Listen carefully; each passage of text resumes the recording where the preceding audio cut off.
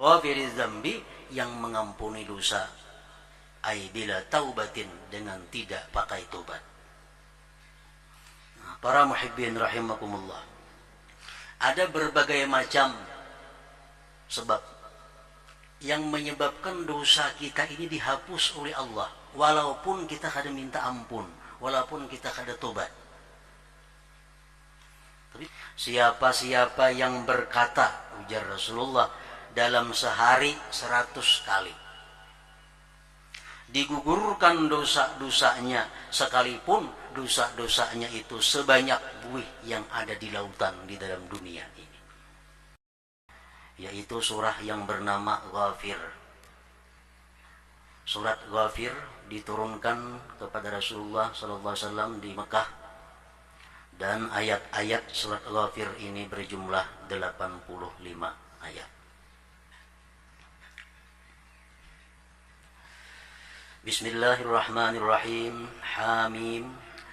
Tanzilul kitabi minallahil azizil alim. Ghafiriz dzambi wa qabilit taubi syadidil iqab. Dzit tawli la ilaha illahu ilaihil masir. Ayat yang pertama surat Ghafir ini Hamim. Diturunkan Al-Quran dari Allah yang tidak ada tandingannya dan yang maha mengetahui. Ghafiriz dzambi, yang mengampuni dosa, wa qabilit taubi, yang menerima tobat, syadidil iqab, yang bersangatan azabnya, yang punya keluasan dan kekayaan, tidak ada Tuhan selain Dia, kepadanya lah kembali. Para muhibbin rahimakumullah, ayat yang pertama Hamim, ha dan mim hurufnya, Hamim. Sebagian ulama tafsir berpendapat Hamim itu artinya adalah hummal amru, telah ditetapkan segala perkara, telah diputuskan segala perkara,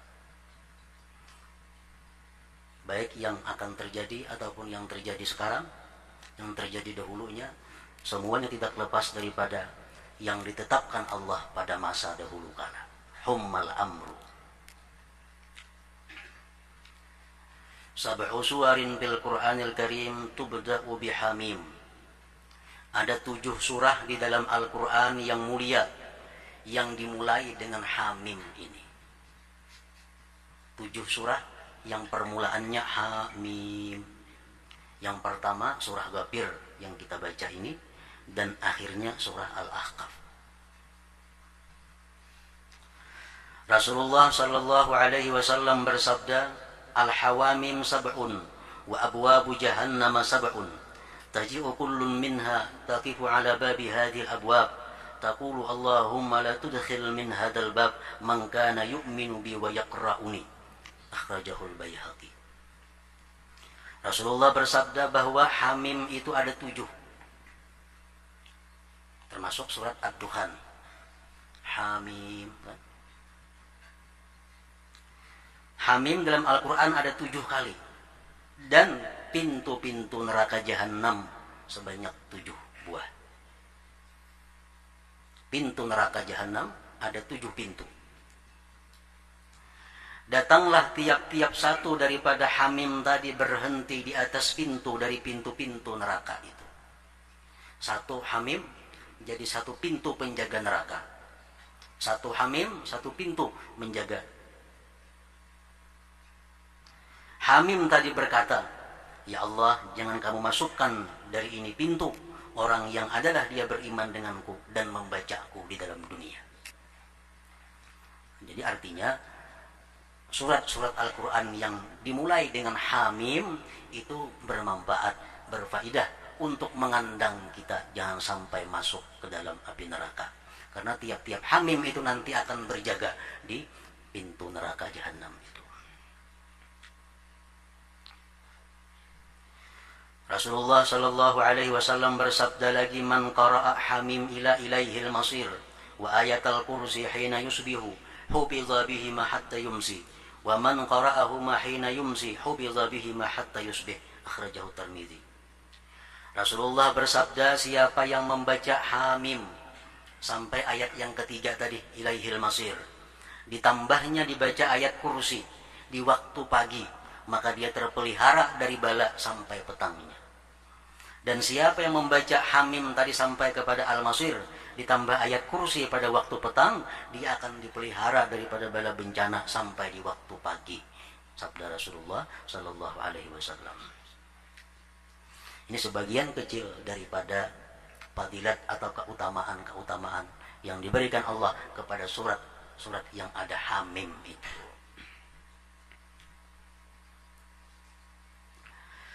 Ghafiriz Zambi. Surat ini disebut surat Ghafir karena ada kalimat dalam ayat yang ketiga, Ghafiriz Zambi wa qabilit taubi syadidil iqab. Ghafiriz Zambi artinya Allah Subhanahu wa taala itu mengampuni dosa bila taubah, dengan tidak ada tobat. Artinya Allah Subhanahu wa taala itu bisa memberikan ampunan kepada kita ini walaupun kita kada bertobat kepada Allah. Ghafiriz Zambi. Ada dosa-dosa tertentu yang diampuni oleh Allah walaupun kita kada minta ampun.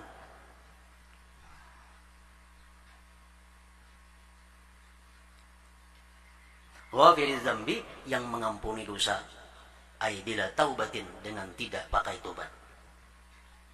Para muhibbin rahimakumullah, ada berbagai macam sebab yang menyebabkan dosa kita ini dihapus oleh Allah walaupun kita kada minta ampun, walaupun kita kada tobat.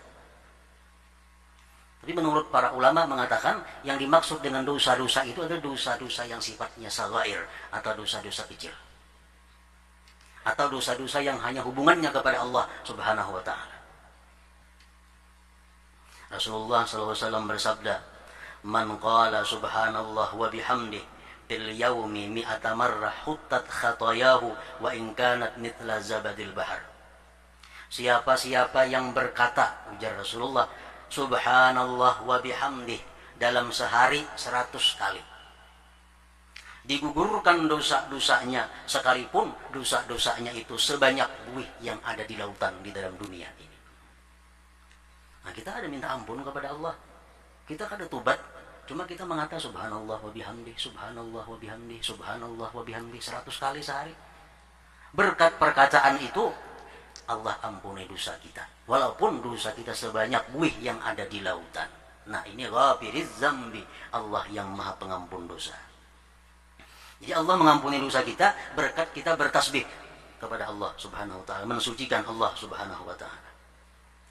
Ada lagi Allah Subhanahu wa taala memberikan kepada manusia ampunan tanpa kita berbacaan, tanpa kita bertobat, tanpa kita memuji Allah, tanpa kita bersalawat, diampuni oleh Allah dosa kita. Semata-mata karena kita berada di tempat-tempat atau di waktu-waktu yang mulia. Contohnya Rasulullah SAW bersabda, yattali'ullah ila jami'i khalqih lailatan nisfi min sya'ban fayaghfiru li jami'i khalqihi illa li musyrikin aw musyahin. Rawahu Ibnu Hibban fi sahihihi. Allah menilik kepada seluruh makhluknya pada malam nisfu Sya'ban. Malam nisfu Sya'ban. Allah memantau, memperhatikan seluruh hamba-hambanya. Maka dia ampuni seluruh makhluknya itu.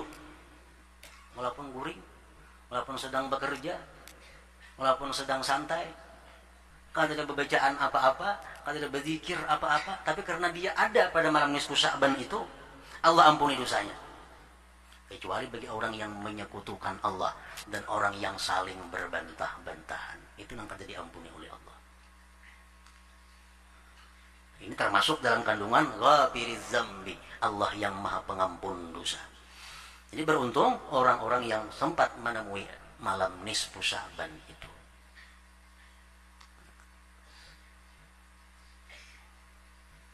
Nah, para muhibbin rahimakumullah. Kemudian ada lagi Allah Subhanahu wa taala memberikan ampunan kepada kita dengan sebab kita membaca sesuatu tapi di waktu tertentu. Rasulullah SAW bersabda, man qalaha yakni Allahumma salli ala sayyidina Muhammad an-nabiyil ummi wa ala alihi wa sallim ba'da salatil asr yaumal jumu'ah 80 marrah ghufirat lahu dhunubu 80 sana. Siapa yang mengata, ujar Rasulullah, Allahumma salli ala sayyidina Muhammad an-nabiyil ummi wa ala alihi wa sallim, sesudah sembahyang asar tapinya hari Jumat, diampuni Allah dosanya selama 80 tahun.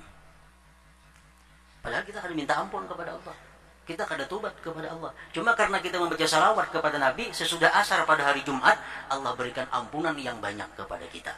Nah, termasuk dalam kandungan kalimat ghafiriz zambi, Allah maha mengampun segala dosa-dosa hambanya.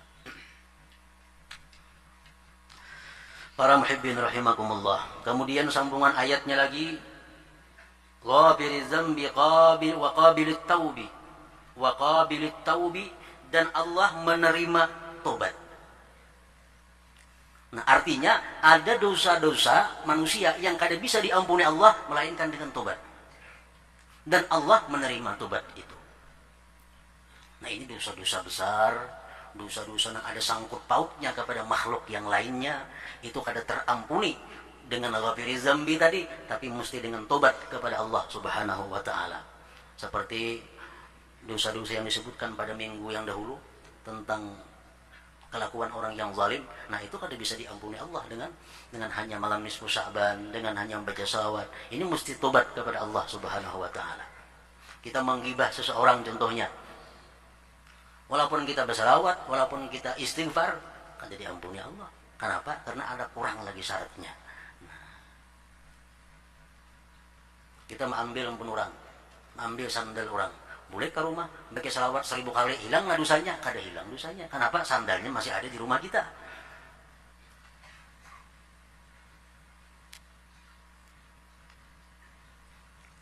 Qabilit taubi, yang menerima tobat. Al-Imam Al-Ghazali rahimahullah berkata, inna taubata idza istajma'at syara'itaha fahiya maqbulatun la mahalata. Ujar Imam Ghazali bahwasanya tobat itu bila mana mencukupi segala syarat-syaratnya, maka dia diterima la mahalata, pasti. Kalau kita tobat kepada Allah, cukup syarat-syarat tobat, Allah pasti menerima tobat. Wa qabilit taubi, Allah maha menerima tobat, asalkan syarat tobat ini sempurna. Bila kurang syaratnya, Allah kada akan menerima tobatnya. Nah, para muhibbin rahimakumullah, sebagaimana kita tahu bahwa syarat tobat itu adalah pertama an-nadam, menyesal atas memperbuat maksiat kepada Allah, atas melakukan dosa kepada Allah, menyesal. Nah, kayak apa bentuknya penyesalan itu? Orang pernah mencuri, orang pernah merampok, orang pernah mengambil hak orang lain, orang pernah berzina, orang pernah minum arak. Kalau dia hendak tobat kepada Allah, mesti pertama dulu menyesal. Nah, menyesal itu macam apa? Sehingga masuk di dalam syarat tobat yang sebenarnya. Imam Ghazali mencontohkan penyesalan yang bisa dimasukkan dalam kata-kata an-nadam, syarat tobat itu. Contohnya, kita minum teh, atau minum susu, atau minum madu. Minum nyaman, tuntung minum, ujar nang tukang suruhnya teh itu kan tahulah teh na ikam minum tadi pak buat racun itu, teh nang ku minum tadi ku buat racun, madu na ikam minum tadi beracun itu, ikan bila kena karuan bisa mati termakan racun ini. Nah, kayak apa hati kita? Menyesal karena minum tadi, menyesal, pasti kita menyesal. Nah, kayak apa sesalnya kita? Pasti kada karuan kita, pikiran kada karuan, kasih tuh kamari berusaha nah hendak menghilangi racunnya itu, karena bila kada itu mati. Nah, bila mana kita menyesal melakukan dosa yang dahulu, sebagaimana kita menyesal kita pernah minum racun itu sudah masuk di dalam menyesal yang benar. Bila masih kurang pada itu, belum menyesal karena kita tambahkan racun, sakit hati kita. sakit hati dan menyesal luar biasa, tak tangis. Kasih tuh kamari kita nah juluk mencari obatnya nah anti racun supaya bisa membuang racunnya itu. Ada terdengar di Birayang dan ahli datangi ke Birayang mencari membuangi racunnya. Ada terdengar di Paringin datangi ke Paringin. Kenapa? Karena saking menyesalnya tak makan racunnya. Bila kata dibuangi mati. Nah macam itu juga dosa. Kita pernah melakukan satu dosa. Begitu tahu bahwa dosa itu akan membahayakan roh kita. Dosa itu akan membahayakan kita di akhirat kaina. Kayak apa kita menyesalnya? Kasih tuh kamari kita mencari Tuhan Guru supaya bisa tobat, supaya bisa hilang ingatan kita kepada dosa-dosa yang begitu nyaman, begitu lezat dahulunya itu. Nah jadi perbandingan menyesal tuh macam itu. Namun sekadar menyesal tapi kada sampai sesalnya macam orang minum racun tadi, belum termasuk sesal. Masih diragukan tobatnya apa diterima Allah atau belum diterima. Orang menyesal itu pasti yang kedua al-iqla, berhenti. Pasti berhenti. Lo minum racun, minum teh, tinggal lagi 3 jari. Jangan jerurang tuh beracun itu tuh. Malah menghabiskan kita 3 jari ini tuh. Ada pintar menghabiskan nanti bunuh diri ini tuh. Pasti kita berampih bisa membuang ke cangkirnya itu. Nah orang tobat tuh macam itu juga. Macam itu juga. Nah, di rumah ini macam-macam ada harta, punya sepeda juntanan, buang sepeda juntanannya. Ini ada sandal juntanan, burjakan sandal juntanannya. Bila kali itu kada berhenti ngarannya. Yang ketiga al-azmu ala alla ya'ud. Bercita-cita kada akan kembali lagi mengulangi perbuatan itu. Nah akan datang pasti hati-hati, walaupun nyaman, walaupun untung, aku hati-hati kalau punya ada racun di dalamnya. Walaupun menguntungkan, walaupun lezat, walaupun bagaimanapun, aku berhati-hati kalau itu sesuatu yang diharamkan oleh Allah Subhanahu wa taala. Nah, itu kalau yang hubungannya kepada Allah. Yang keempat kalau hubungannya kepada manusia, raddul huquq ila ahliha, mengembalikan hak kepada pemiliknya. Kalau sudah macam itu kita tobat kepada Allah, Allah pasti akan menerima tobat.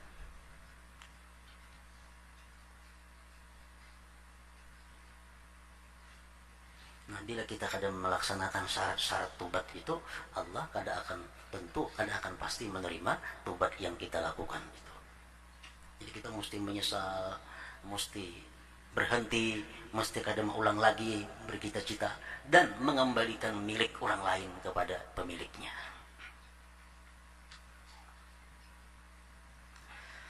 Kemudian sambungan daripada ayat tadi adalah syadidil iqab. Allah itu bersangatan siksanya. Siksa Allah kada bisa dibayangkan. Sebagaimana nikmat Allah pun kada bisa dibayangkan nikmatnya. Syadidil iqab. Bersangatan siksa Allah kepada siapa? Liman la yughfaru lahu, bagi orang yang tidak diampuni dosanya. Wala yatub, dan dia tidak tobat kepada Allah. Orang yang tidak diampuni dosanya, orang yang tobat namun ditolak tobatnya, akan menemui Allah yang syadidil iqab, yang bersangatan dahsyat siksanya. Para muhibbin rahimakumullah. 3 kalimat itu memberikan makna yang sangat penting dan mendalam untuk kehidupan kita. Ghafiriz zambi, pengampun dosa. Wa qabilit taubi, penerima tobat. Syadidil iqab, bersangatan siksa. Ghafiriz zambi, Allah itu pengampun dosa. Walaupun kita kada tobat, walaupun kita kada istighfar, diampuni Allah dosa. Itu menimbulkan di dalam hati kita ini sifat raja, berharap banyak kepada Allah Subhanahu wa taala agar diampuni dosa-dosa kita. Begitu kita tahu bahwa Allah itu Maha Pengampun dosa, kita mestinya berharap dosa kita diampuni oleh Allah Subhanahu wa taala. Kemudian qabilit taubi, yang menerima tobat. Nah, menyikapi bahwa Allah itu menerima tobat, hati kita antara dua, kadang-kadang mengharap, kadang-kadang takut. Mengharap kepada Allah karena kita sudah tobat, mudahan diterima. Tapi takutnya apa? Tobat kita belum sesuai dengan syarat yang semestinya. Nah, kemudian syadidil iqab, bersangatan siksa, ini membuat kita takut kepada Allah Subhanahu wa taala. Para muhibbin rahimakumullah. Jadi mengharapkan rahmat Allah dan takut kepada siksa Allah merupakan dua sayap kita untuk berjalan, untuk terbang menuju hadirat Allah Subhanahu wa taala. Tanpa dua sayap itu kita akan bisa menghadap Allah Subhanahu wa taala. Cuma yang perlu kita ketahui, apabila kita mengandak takut kepada Allah, apabila kita mengandak berharap rahmat Allah, bila kita salah andak, membahayakan kepada kita. Di waktu kita hendak beribadah kepada Allah, di waktu kita hendak baca Quran, di waktu kita hendak bersedekah, di waktu kita hendak membaca salawat, dalam hati kita pada waktu itu adalah yang timbul mengharapkan rahmat Allah Subhanahu wa taala. Makin banyak salawat, makin banyak aku berharap kepada Allah. Makin banyak aku berzikir, makin banyak aku berharap kepada Allah. Nah, begitu kita hendak ibadah, yang kita utamakan adalah mengharap kerahmatan Allah, mengharap keridaan Allah, mengharap pahala Allah Subhanahu wa taala. Lalu beribadah jadi rajin, beribadah jadi sungguh, beribadah jadi manis, karena ada yang diharap daripada orang yang disembah Allah Subhanahu wa taala. Kemudian di mana kita kadang-kadang menghadapi satu maksiat, kita menghadapi hal-hal yang diharamkan oleh Allah. Nah, di situ yang kita tunjukkan dalam hati kita adalah takut, syadidil iqab, bahwa Allah itu punya siksa yang sangat kuat. Nah, ini ada maksiat, walaupun untung, walaupun banyak hasilnya, tapi ini maksiat. Kalau aku laksanakan ini, aku mati, Allah akan pasti menyiksa. Otomatis kita akan mundur daripada maksiat. Nah, jadi mandaknya itu mesti macam itu. Bila tak balik, berbahaya tuh. Orang hendak berbuat ibadah kepada Allah, hendak bersedekah, hendak membaca Quran, tapi inya kadang mengharap, di andaknya takut. Nah, nak bersedekah, aku takutan berusaha kuria, peraya bersedekah, nah ada jadi bersedekah itu. Salah mengandak. Orang begitu hendak bersedekah, jangan takutan, mengharapkan ikhlas, mengharapkan ridha Allah. Keluar tuh mau. Namun takutan ria, takutan bisa Allah. Nah, ini udah jadi bersedekah. Mengandak takutnya salah. Hendak maksiat, ada perbuatan maksiat, oh Allah Maha Pengampun, Allah Maha Penerima Tobat, kadawi maksiat sudah. Kenapa? Menandaknya itu luput. Nah, jadi harapan kepada Allah, mengharap rahmatnya, mengharap ridhanya, mengharap ganjaran pahalanya, kita tunjukkan waktu kita hendak melakukan taat kepada Allah. Khauf atau takut kepada Allah, kita tunjukkan waktu kita menghadapi satu maksiat, kita menghadapi hal-hal yang diharamkan oleh Allah Subhanahu wa taala. Para muhibbin rahimakumullah. Surat Al-Ghafir ini sebagaimana surat yang lainnya memberikan banyak penjelasan keterangan kepada kita. Di antaranya dalam ayat 7 dan seterusnya. Alladzina yahmiluna al-'arsha wa man hawlahu yusabbihuna bihamdi rabbihim wa yu'minuna bih wa yastaghfiruna lilladhina amanu rabbana wasi'ta kulla syai'in rahmatan wa 'ilma faghfir lilladhina tabu wattaba'u sabilak wa qihim 'adzabal jahim rabbana wa adkhilhum jannati 'adnin allati wa'adtahum wa man salaha min abaihim wa azwajihim wa dhurriyyatihim innaka antal azizul hakim. Allah menerangkan kepada kita, menjelaskan kepada kita malaikat-malaikat yang menanggung aras. Aras itu adalah makhluk Allah yang paling besar, aras. Aras itu ditopang oleh malaikat-malaikat. Berapa ekor malaikatnya? Sekarang 4. Tapi kalau hari kiamat terjadi, ditambah lagi 4. Jadi 8. Nah, jadi aras Allah itu, makhluk Allah yang paling besar namanya aras itu ditopang oleh 8 malaikat pada hari kiamat nanti.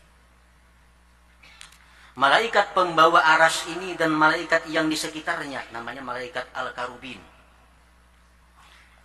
Pekerjaannya apa? Yusabbihuna bihamdi rabbihim. Pekerjaannya cuma satu, mengucap subhanallah wa bihamdi, subhanallah wa bihamdi. Wa yu'minuna bihi, dan mereka beriman dengan Allah. Dan lagi pekerjaan malaikat itu wa yastaghfiruna lilladzina amanu, mereka selalu memintakan ampun kepada orang-orang yang beriman kepada Allah Subhanahu wa taala. Mereka berkata, hai Tuhan kami, Engkau luas segala sesuatu rahmat dan ilmu, maka ampunilah orang-orang yang tobat dan mengikuti jalan Engkau, dan selamatkan mereka daripada azab neraka jahim. Jadi malaikat pembawa aras ini tugasnya apa? Bacaannya apa? Nang dibaca setiap saat adalah pergantian antara subhanallah wa bihamdih lawan ampuni ya Allah hamba-hambamu yang beriman, terima tobatnya. Sampai kena hari kiamat kada berubah pada dua itu ucapan malaikat pembawa aras tadi. Ya Allah, ampuni hamba-hamba Engkau yang beriman, terima tobat-tobat mereka. Subhanallah wa bihamdih, boleh pulang. Kayak itu aja bacaannya. Nah, berkata salah seorang ulama Salim bin Isa mengatakan ma akramal mu'min 'ala Allah naiman 'alal firas wal malaikat yastaghfiruna lah. Alangkah mulianya orang yang beriman kepada Allah. Dia tidur di atas hamparannya, malaikat memintakan ampun baginya. Orang beriman guring, orang beriman dia makan, tetap dimintakan ampun oleh malaikat-malaikat tadi.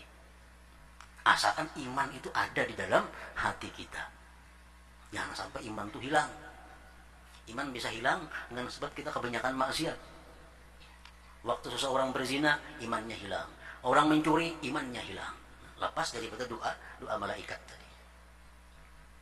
Yahya bin Mu'az berkata, "Inna malakan wahidan law sa'alallah ay yaghfira lil mu'minin la ghafara lahum wa kaifa wa hamlatul aras." Jadi Yahya bin Mu'az, andai kata satu orang malaikat, seekor malaikat saja berdoa kepada Allah agar diampuni orang yang beriman, diampuni Allah. Apalagi malaikat pembawa aras dan yang di sekitarnya memintakan ampun kepada Allah, kepada orang-orang yang beriman itu.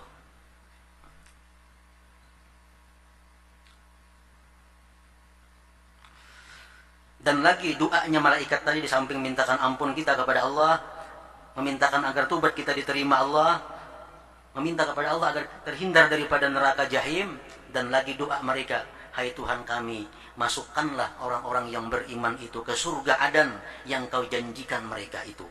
Dan orang-orang yang beriman dari abah mereka, istri mereka, zuriat mereka, innaka antal azizul hakim. Malaikat pembawa aras berdoa lawan Tuhan, ya Allah, masukkan mereka beriman itu ke dalam surga. Dan masukkan pula keluarganya, abahnya, anaknya, istrinya, dan saudaranya. Berkata Sa'id bin Jubair, yadkhulur rajul al-jannah, seorang laki-laki yang punya amal banyak kepada Allah masuk ke dalam surga. Surga yang sangat tinggi. Surga yang tingkatan atas. Karena amalnya banyak. Begitu sampai di surga tingkatan atas tadi, laki-laki tadi berkata, ya Rabbi, aina abi wa jaddi wa ummi wa aina waladi wa walada waladi wa aina zaujati. Masuk ke dalam gedung, ya Allah, mana abahku? Ada di sini. Mana mamaku, mana kakiku, mana anakku, mana cucuku, mana biniku? Kosong. Kata keluarga. Fayuqal dikata, innahum lam ya'malu ka'amalik. Keluarga engkau tuh kada banyak beramal seperti engkau. Jadi di surga bawah hendaknya.